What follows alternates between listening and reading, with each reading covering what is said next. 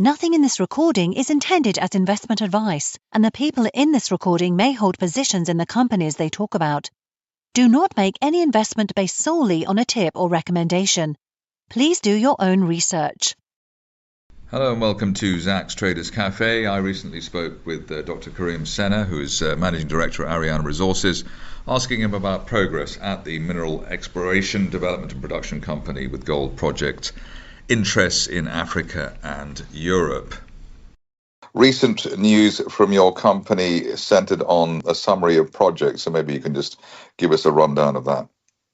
Absolutely. So starting with Dokwe, which is the flagship asset of the company now, we own 100% of the 1.1 million ounce Dokwe project, which comprises Dokwe North and Central, two locations separated by about 2 kilometers. This is at pre-feasibility stage currently, and we're working towards the feasibility study itself.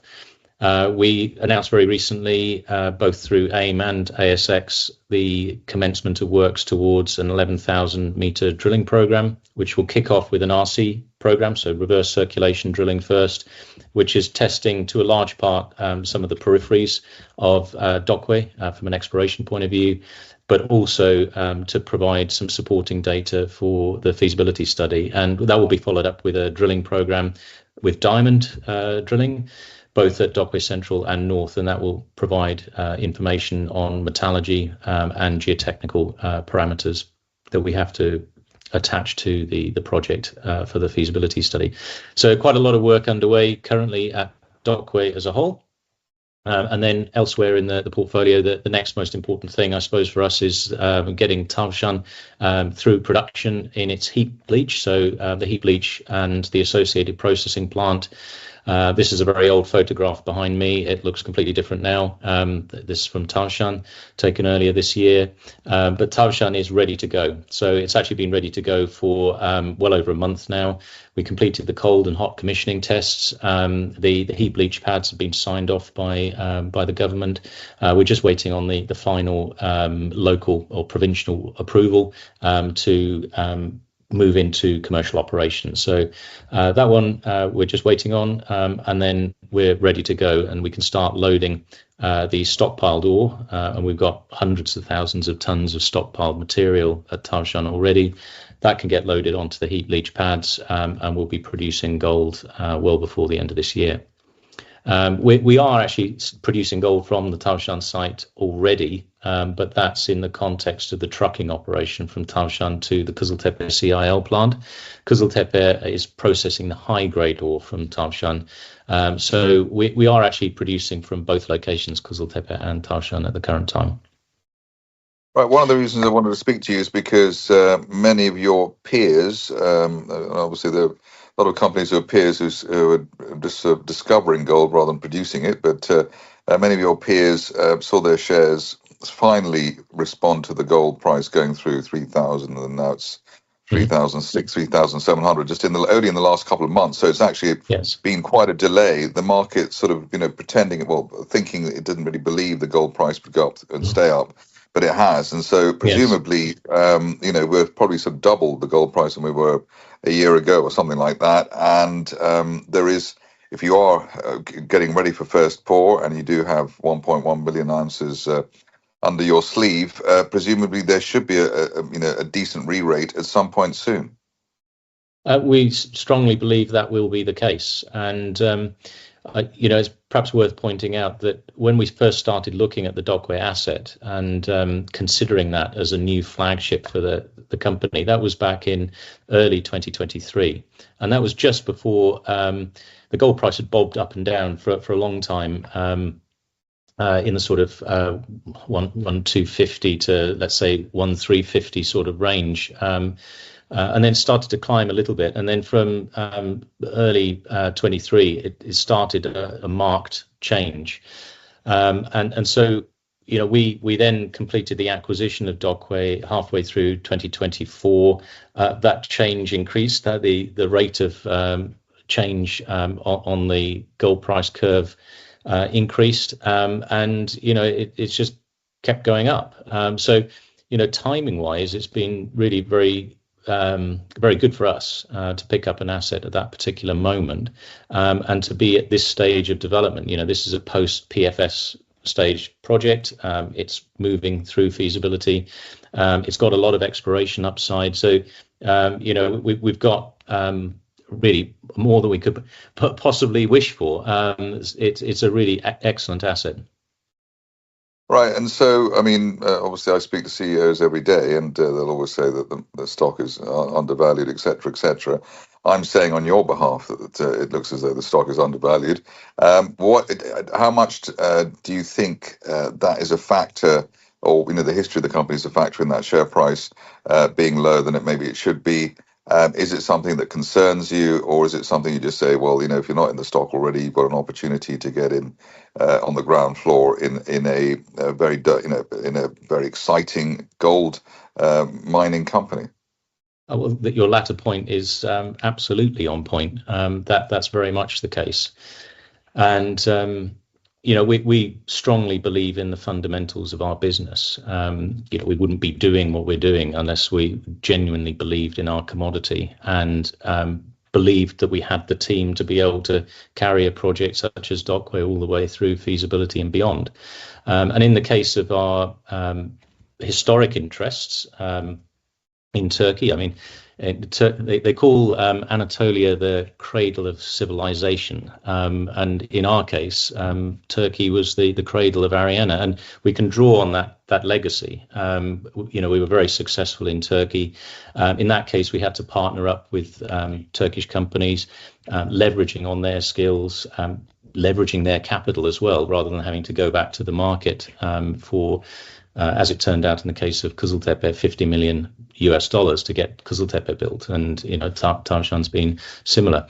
So we were able to do those things in that form to be able to build two mines in Turkey and have one successfully operated over coming up to 9 years now, and then the second one due to come on stream through its heap leach imminently. So there's a lot of functional history associated with what we did in Turkey, and we're now just going to leverage that skill set into Zimbabwe. So we strongly believe in the fundamentals of the business, and believe that the market will eventually understand that. I mean, looking around, there are a couple of companies today, which I won't name, who announced stonking production figures in the gold space. Their market caps are 200, 300. There's a West African gold miner which is producing well. That's at 400. You're at 40 million. So one would have thought that once you've got your gold pour out the way and you are producing, you're on the right side at least of, let's say, 100 million, up to 200 million, once people can see the gold bars emanating from the mine. Yeah, well, interestingly, if you look at a peer group, so an ASX peer group, I mean, we've been looking at that very specifically in recent times, comparing ourselves to other African-focused ASX-listed companies with similar scales of resource. We are undervalued on that basis. So, we've since listing a couple of weeks ago over here, we've seen a fairly significant jump in our share price. So that's the beginnings of something. And as long as we keep getting the message out there to this new market, we expect that will start to sort of filter through, and both London and Australia will ultimately sort of feed off each other in some sense, and there's a little bit of seesawing in price from one day to another between the two locations, but certainly over the last week it had been ratcheting up. Right, and so does Australia or the ASX typically rate a company like you higher than it would be rated in London? Is that, well, obviously that was probably one of the motivations for going there. Very much so. Yeah, absolutely. And I suppose you also regard being on the ASX as a badge of honour. It's not easy to get on there. Presumably, no. Well, I mean, there are a couple of companies I know, mining companies, who either haven't or weren't able to get on there. So presumably, it's a badge of honour for you, and you have that rating, and I suppose extra liquidity potential as well. Oh, very much so, on all counts. And absolutely not an easy process. It's a process that we kicked off a long time ago.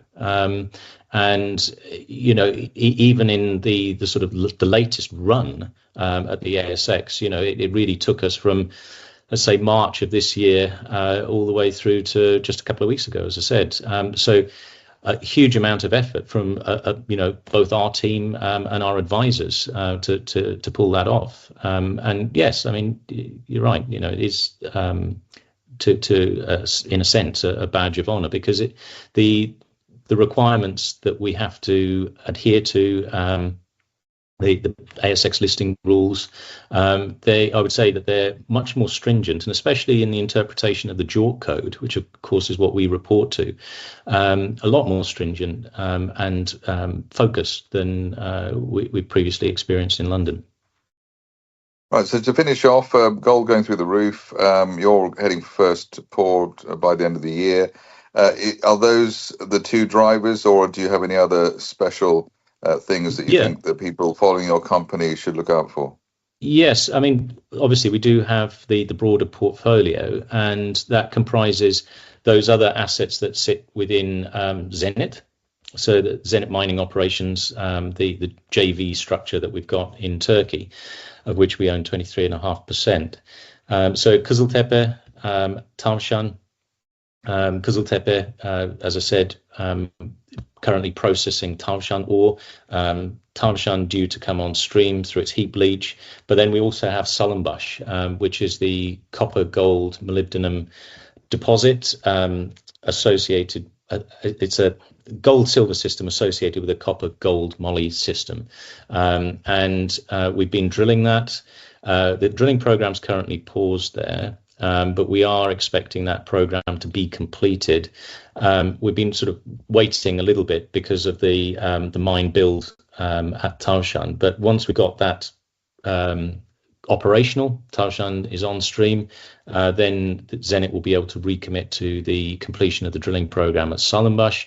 We'll get that underway, and then on the back of that, we'll be completing the geological models, ultimately moving to a new resource estimate for Salınbaş itself. Ardala, the copper gold moly deposit that I mentioned, that will probably remain in the inferred category. There hasn't been sufficient drilling in that area for us to upgrade that resource. So there's more exploration work that will be undertaken there. A lot of data has been collected from the previous drilling programs, and geophysical data from places like Zarlı with associated drilling. So a lot of work will continue on that once we've got Tavşan fully operational. And then a little bit further afield, we've obviously got the partnership with Newmont in Southeast Europe with a nominal Kosovo base. We've got a number of exploration license applications in play in Kosovo and surrounding countries. And Newmont had injected some additional capital, just shy of £700,000 earlier on this year, for us to continue the programs of greenfields exploration in that area while we wait for these exploration license applications to get granted, and then we can move ahead with the programs over there. And likewise, we've got our foot on the portfolio of copper gold assets in Cyprus that we hold in partnership with Samarang Enterprises. So that's just a little bit on the back burner now, but it's part of that sort of Southeast European copper gold play that we've got. Well, there's certainly plenty going on, and obviously we'll hopefully update later in the year. But in the meantime, Dr. Kerim Sener, Managing Director at Ariana Resources, thank you very much indeed. Thank you very much, Zach. It's been a pleasure.